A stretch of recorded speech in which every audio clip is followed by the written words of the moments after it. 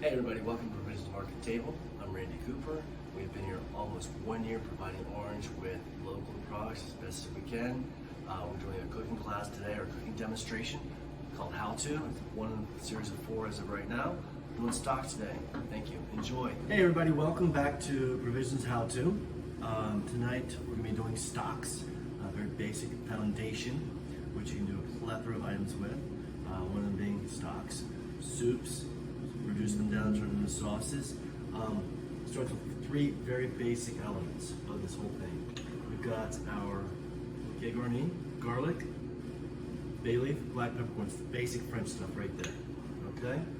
The second part of this is our vegetables, also called mirepoix. Remember last week? Mirepoix, all right? Onions, carrots, and celery. And in this case, for the beef stock we're making with 2 stocks, tomatoes, all right? Then we have our main element, which is going to be beef is 1 stock, and chicken is the other stock. And now look, what I've got here, being cost effective, because everybody's being cost effective these days because of what's going on. We're looking at beef trim. So I get a piece of beef and I trim it down into steaks, into braising pieces. So I've got leftover little bits and pieces that have got some cartilage, a little bit of meat attached to it. That's fine, no problem. So we're gonna get that element right there. So it's gonna be the beef, the basis for the beef stock. This is chicken. All right, what I've done, I've taken organic chicken, roasted them, and then I've taken them and shredded them apart. Now what we're looking at here, let's do this very basically. I've got 2 pots, 1 for beef, 1 for chicken. So we're gonna start off with our vegetables. Now remember, last week we did mirepoix. This week doesn't have to be as nice and pretty as mirepoix. This is gonna add flavoring, it's gonna be a basis. Remember, we save this for compost, okay? Or feeding our chickens, feeding our whatever animals we have out there. And mirepoix, I think I said this last week, is 50% onions, 25% carrots, 25% celery. So I've got celery right here. I'm gonna divide that. How's that look? We'll move it over here. And we've got our carrots. This. These have been washed and not peeled. There's all sorts of flavor in this peeling right here, and we don't want to lose that. If there's any bad ends right here, I'm sure you can see that right there, a little bad end. We're gonna nip her off and save that. And this part right here, the stem, I'm just gonna nip her off. All right. And you'll notice I'm not cutting nice and fine like I did last time. All I'm doing is just creating surface area. It doesn't need to be minute for this. In some cases, it works a lot better if it's larger. Again, so 50-50. Chicken right here, beef right there. Okay. And onions. Now, right there. We're gonna put this again for our compost. Peeling the outside. You notice I'm using red onions. I like red onions, it's a little sweeter, a little better flavor, more fun to work with. There's multifaceted food product right there. You can get white onions, but then you have to cook them. Raw white onions are a little strong for me. Okay, now in culinary school, they said, all right, now you have to weigh this stuff. You have to weigh, so you have 50%, 25%, 25%. Don't worry about that. There's no exact measurements in savory cooking. And baking, yes, but not savory cooking. So, I'm gonna do roughly 50%. More onions.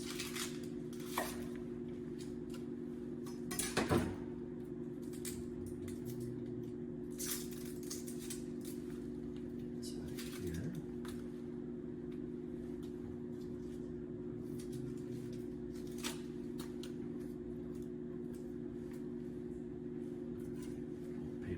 Again, and that.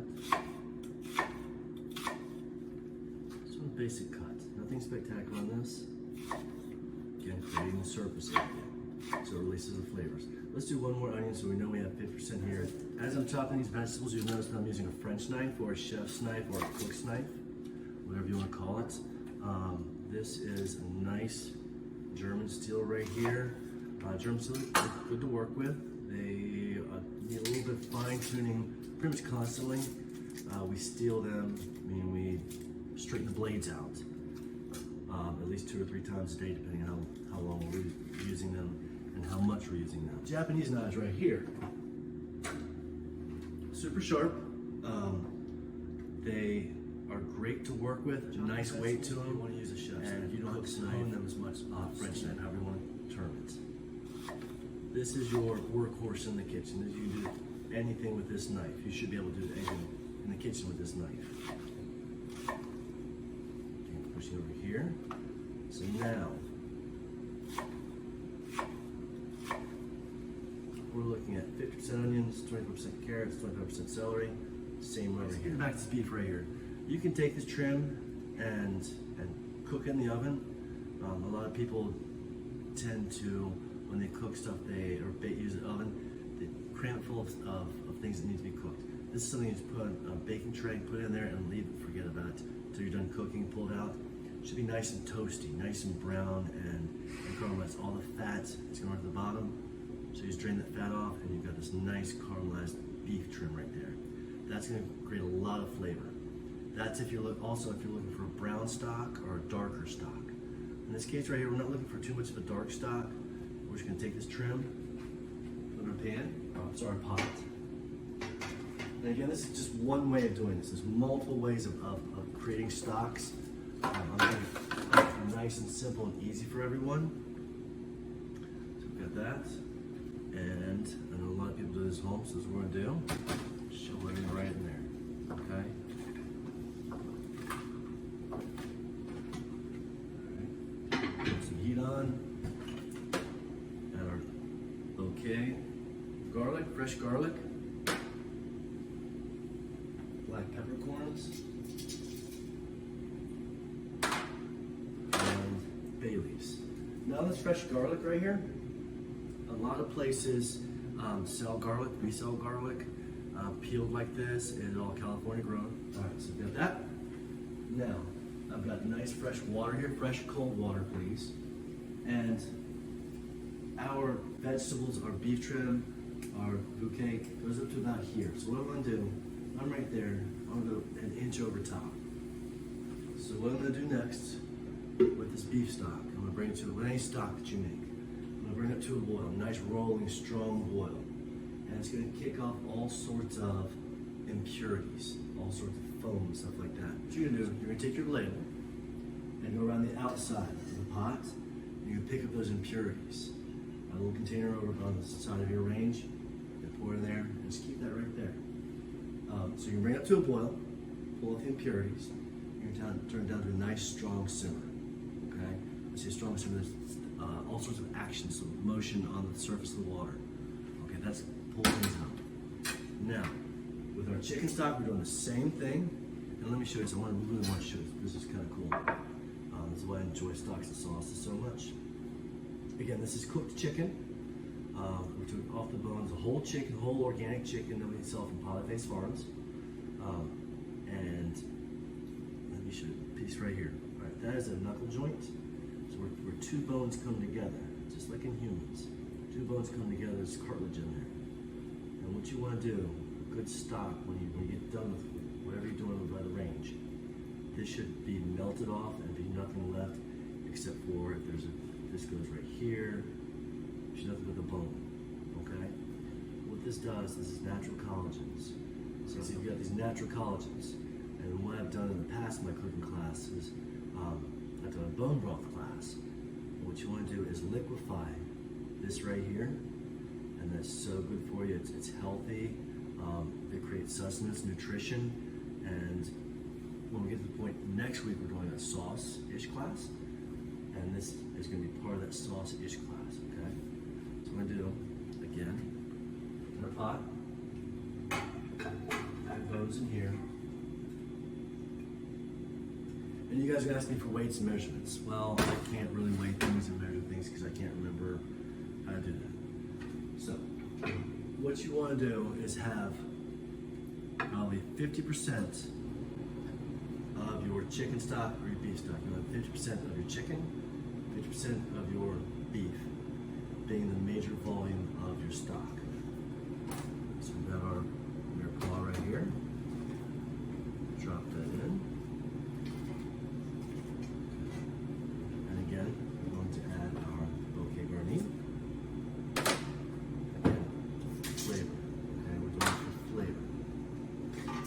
going to set this aside. Before we start any flame on here, for beef and tomatoes, they're a natural complement to each other. So we're going to have a few tomatoes in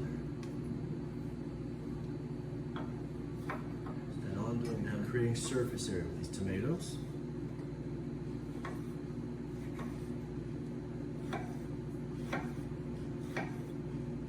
Make sure your knife is nice and sharp when you cut these, okay?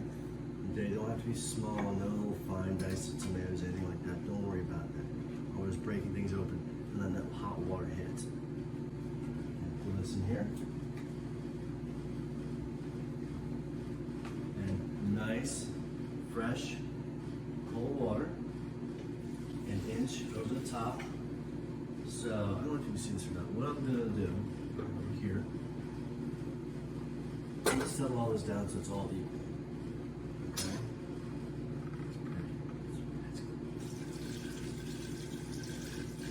There. Now, take my hand, it's gonna get a little dirty. Push down. That's about an inch over top of the solids. Okay? That's cool. And again, same procedure, always when you make stocks. Up to a boil, a nice rolling, strong boil. Skim them, taking your ladle, pull off any impurities, discarding the impurities, and to a nice strong simmer so there's lots of action going on. All right, so now the next question you're gonna ask me is, how do I know it's done? That's a very good question. So let's do this. I'm gonna cover up my board so this nice beautiful wooden board doesn't get all discombobulated. This is chicken stock I made earlier. Bones, skin, and everything in here.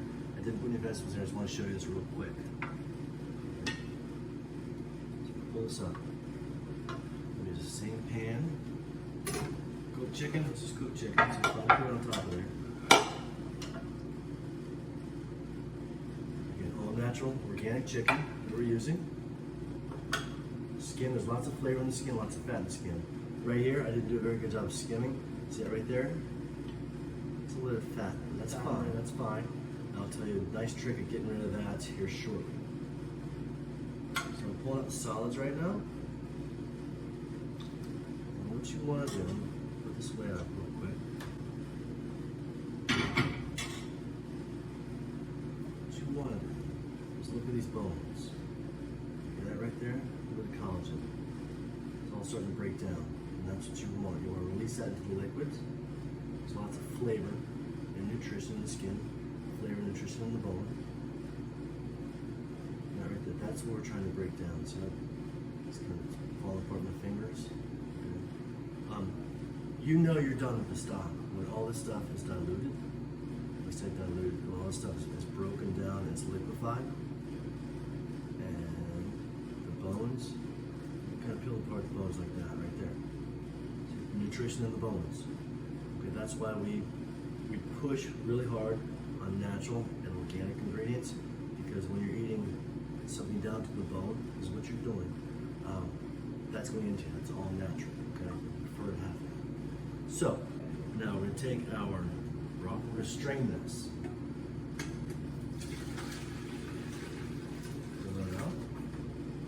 Solids right here. On the stock, you're going to take this and you refrigerate this overnight. Okay, let it cool down on the counter for like maybe an hour, and stir it as you go by. You're doing stuff in the kitchen. Stir it so it cools down. Okay, you're going to put this in the refrigerator, and all this fat's going to raise the top. A little skim of fat on there. So what you're going to do, you're going to take that skim of fat, pull it off with your hands. You have this nice, clean chicken broth, beef broth, stock, whatever you're making. A lot of people say, all right, what's the difference between broth and stock? Catchphrase these days is broth. Great, no problem. To me, broth is made from meat. So the beef that we just made, that's going to be a broth. The chicken that we made, that's going to be a broth and stock. It's made from meat and bones. I prefer to look at it as anything that comes from bones to be stock, more solid, more structure to it. You take this, refrigerate this, cool down and pull out that fat cap. Build it, it's called fat cap. With this stock, it's left over, you can take that and you can reduce that. And that's a lead into our next class. We're gonna take what we learned in the past 2 classes, the beef, the filet mignon that we did, and the mirepoix that we cut last week, and the stock. We're gonna take this, we're gonna reduce this stock. We're gonna float a little mirepoix in there, okay? We're gonna take our filet as opposed to pan searing it like it was perfect last time, it's gorgeous. We're gonna take that filet and we're gonna float that in a nice hot stock at a certain temperature for a certain amount of time, and then you've got your stock, you've got your sauce, you've got your meat, and you've got your vegetables all in one dish, nice and easy, okay? So get back to our stocks. They're coming to a boil. Again, remember to go into a nice rolling boil, skim them off, nice long simmer, and let them cook, okay? If you try to overcook them, you can't. You're not gonna hurt this. A lot of people say it gets bitter. No, because everything we put in this stock is not gonna get bitter. Okay, that's it. Thank you very much for Provisions How To. Thank you for helping me make stocks. Enjoy, and this is for you, and a little bit of the stock pot.